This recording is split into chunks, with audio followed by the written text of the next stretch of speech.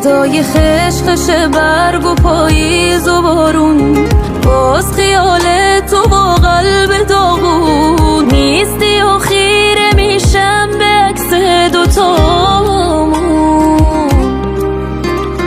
کاش میشد دستاتو قرض میکردم، باز کنارم تو رو فرض میکردم، تا خود صبح قدم میزدیم تو خیابون. لعنت به حسی که نذاشته هیچ کسی به جات بیاد، یکی که تا همیشه پشتت تو سختی ها، همون که پا گذاشتی رو دلش که از غمت پره. لعنت به کل خاطراتمون که با تو داشتم و به من که زندگیمو پای تو گذاشتم و همون که روز و شب رو اسم تو قسم میخوره.